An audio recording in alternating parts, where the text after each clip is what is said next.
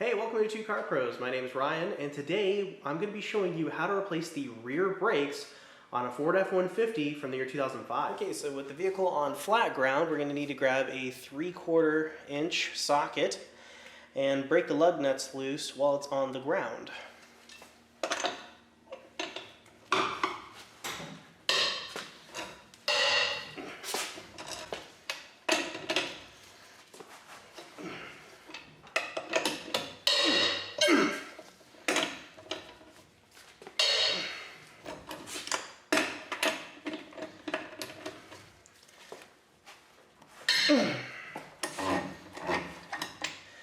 Okay, with the lug nuts broken loose, we can lift the vehicle safely in the air. Check the card up top and the link in the description to learn how to do that safely. Okay, with the vehicle safely off the ground, we can remove the rest of the lug nuts and the wheel. With the lug nuts removed, we can remove the wheel. And by the way, when I mentioned earlier that the vehicle should be in park, I meant it should be in park when you're breaking lug nuts loose and neutral for when you're lifting it in the air. And make sure the parking brake is off. The next thing we need to do is remove these two bolts. They're 10mm and they hold the caliper on, and we need to just remove them.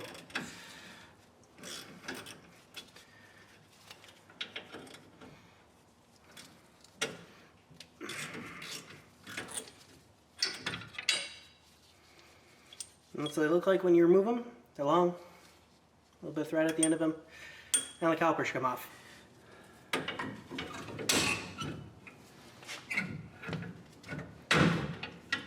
Sometimes you may need a little bit of an implement of leverage. There we go. And now we can put the caliper aside. On top of the leaf spring works really, really well. Okay, so the next thing we want to do is remove the rotor. It's this piece here, and sometimes the rotor can become not glued, but kind of meshed together with the axle flange here, with rust and road grime and a couple different things. So it might require some encouragement. Okay, so the brake rotor here was basically sealed to this axle flange here, and I had to hit it with a hammer quite a few times in order to loosen it. Now, when you're doing that, what you want to do is hit here, all around, and avoid hitting the studs. You hit the studs, you gack the thread, you need to replace it. So you have to be careful. Precision strikes all around it, and eventually it will break loose. I also sprayed some carburetor spray in every hole I could find, and a little bit of WD-40. If you have like PB Blaster, that'll work even better. There's just a bunch of road grime and corrosion and bad stuff in there. I'm using this hammer for demonstration, but I did use a bigger hammer than this, so what busted it loose for me was hitting it with a much larger hammer, very controlled. So that's the trick I have for you for getting this off, because it was a stinker. It took a little bit. Don't be too much in a hurry. Okay, so now we can remove the rotor. So the next thing we need to do is check out our new brake rotor. This is the one you need, an AC Delco. I'm using AC Delco. I couldn't find any Motorcraft ones I liked for a reasonable price, but these were available on Amazon, and I will leave a link in the description below. They're an AC Delco number 18A1627A, in case you wanted to look that up on your own, which is cool. Now, the cool thing about this one in particular is I believe the manufacturing date was 1995. So these have been sitting around since I was 4 years old, which is cool. Vintage. Well, it's not like it's gonna go bad. Oh yeah, these are still beautiful. So we can compare our new brake rotor to our old one, making sure it's the same, which it is. You can take a look at this depth, this width, how tall this is, comparing, making sure you have the correct amount of holes, which this does. So this is perfect, exactly what I needed. So the next thing we need to do is clean off the brake pad surfaces, because there's a little bit of manufacturing grease on there when the rotor is made. So we need to grab some carburetor spray.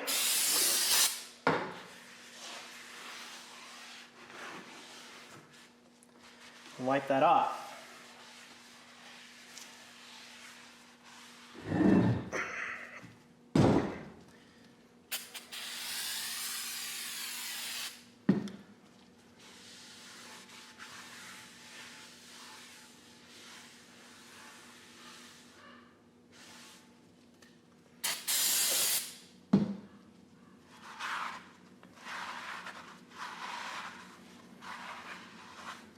And now it's ready for installation. Okay, so the next thing we need to do is we need to remove the outside brake pad. In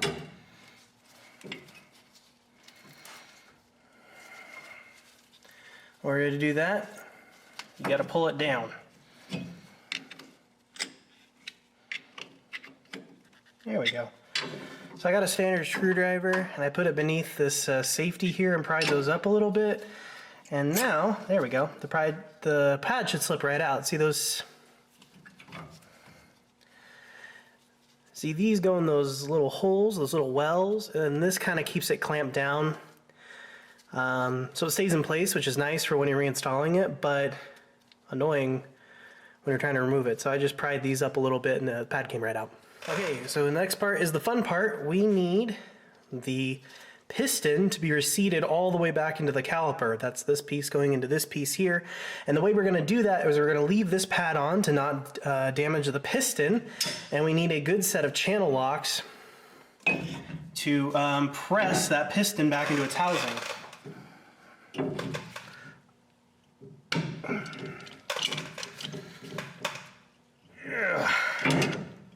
And when you're putting pressure on it, make sure it's in the middle of the brake pad like that. See that?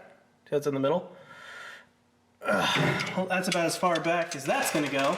See how the piston is fully reseated into the caliper? That's what you're looking for right there. That's perfect. So now, we can remove the brake pad. And now we can fetch the new ones. So these are the brake pads I went with. They're AC Delco semi-metallics. They are AC Delco part number 14D1012CH. I will leave a link in the description below if you want to purchase these. So the next thing we need to do is change these slides here. These are what the brake pads actually slide on. And as they age, they're harder and harder to slide on. They get rust and a bunch of different road grime and stuff on there, so they need to be removed. What I'm going to be using is a small rubber mallet and a standard screwdriver.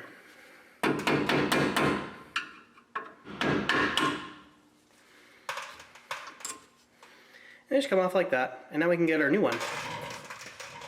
So now we can install our new brake pad slides. Make sure they're clean. And this is why I say a rubber mallet.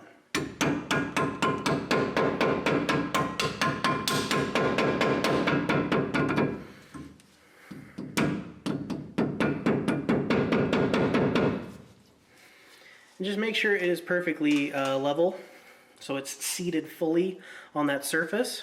And then you can do the upper one as well, this one here.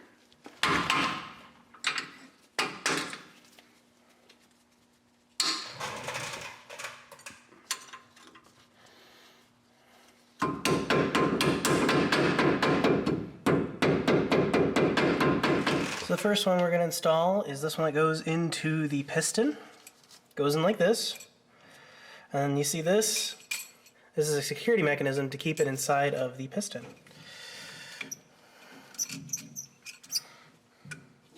Well, not a security mechanism, more of a safety. See, it's going in that hole there. Yep. Yep. Ugh. There we go. Take a little bit of wrestling to get in there, but that's what it looks like when that is in the correct position. So now we can replace the outside brake pad.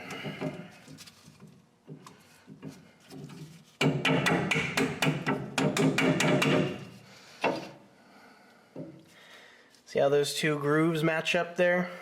A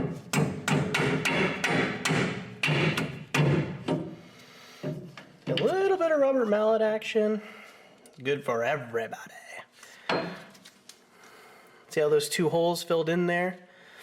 So now, what's cool about these is now they're not coming out by accident when you're trying to replace the caliper back onto the rotor. So now we can replace the rotor.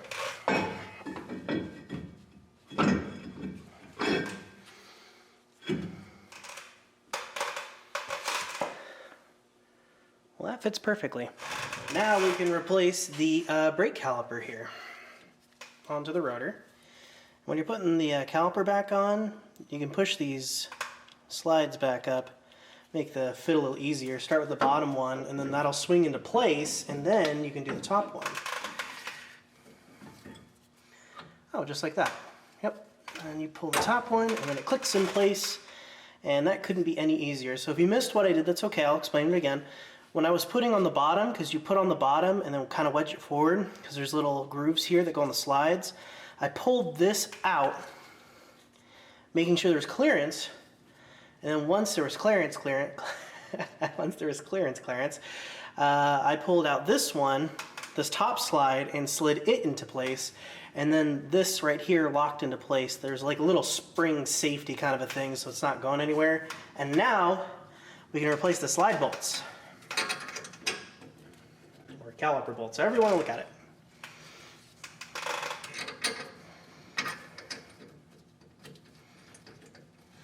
These were a little trickier to get in. I've found if I wiggled the caliper back and forth a little bit while I'm screwing this in, they go in a little easier, and make sure I'm not cross-threading them.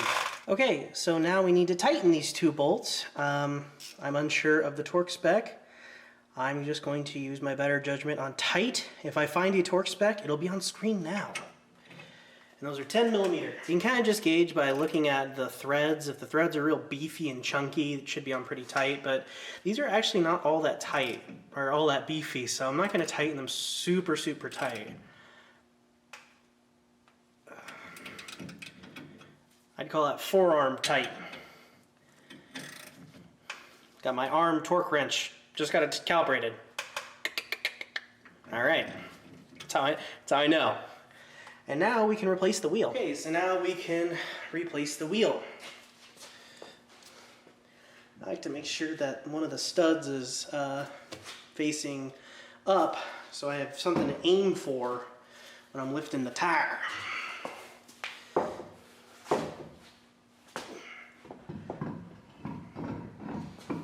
Now we can replace the lug nuts by hand.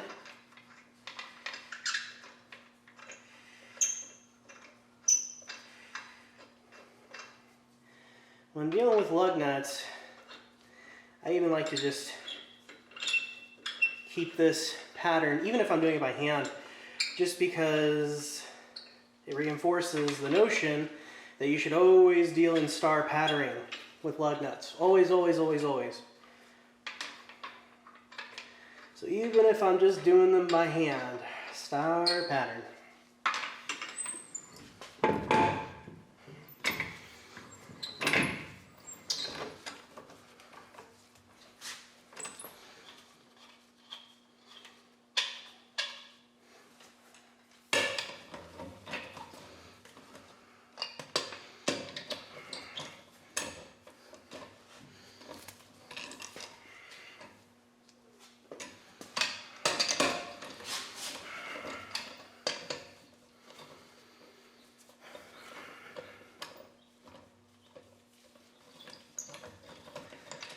All right, so now that's back on, we can let the vehicle back on the ground and torque each lug nut to factory spec.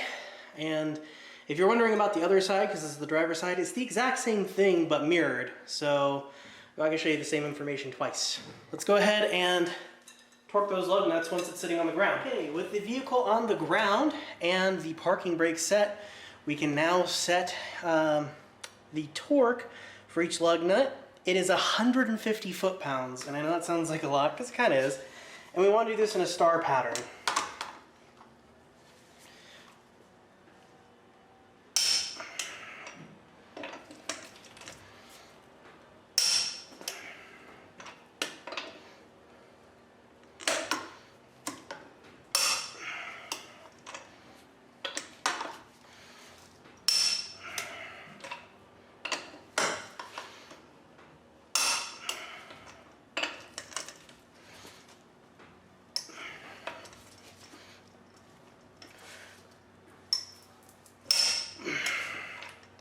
And there we go, all fixed.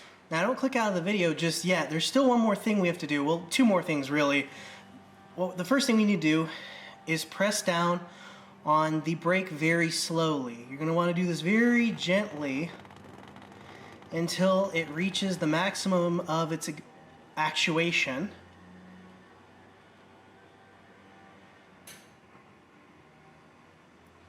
Still going, still going. There you go. And once it's reached the maximum, we need to let off it very slowly. So, okay, so what this is doing is pushing fluid into the system to press those rear brake calipers back out so it grabs the brake rotor, because we recessed the piston back into the housing, remember? So this is pushing the piston back out, and the reason you push down slowly and let off slowly so you don't allow air to get into the system, because brakes work off of Pascal's law where you can compress air but you can't compress fluid. And if you put air in a compressed fluid system, the fluid will compress the air and you won't stop. I can already feel the pedal getting firmer. So the pedal's going to get firmer and firmer as you do this, so just keep doing this until it is a super firm pedal. This means that the brake pads have mated to the rotor. Well, not mated, but they're now touching very slightly, and when you jam on the brakes, they'll they'll actually stop. And there we go. Got a nice firm pedal, and we should be ready to brake in the brakes. Now, before you take the truck out on the road, we need to talk about braking in brakes. See, when a brake rotor and a brake pad are created, they're a machine surface, so they're going to have little grooves, and if these grooves don't mesh in correctly, you can create kind of like a glaze on the braking surfaces, which will either feel like a craggly pedal or they just won't stop. So there has been times where people come in and saying, oh, I just changed my brakes and now it doesn't feel like they work at all or very well. This comes from people not braking in their brakes correctly. Now, I'm going to tell you how to do it.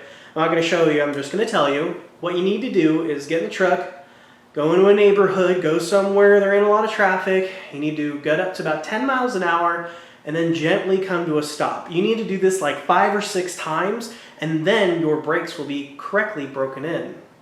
That's pretty much how to do this job. It's not super hard. The hardest part was getting the rotor off of the axle flange there. Mine was pretty stuck on. I had to get a pretty big hammer and wail on it a few times, avoiding the studs, of course. But other than that, this seemed pretty straightforward. If I can do it, you can do it. I'll leave all the applicable links in the description. Make sure you are subscribed, and I'll catch you next time.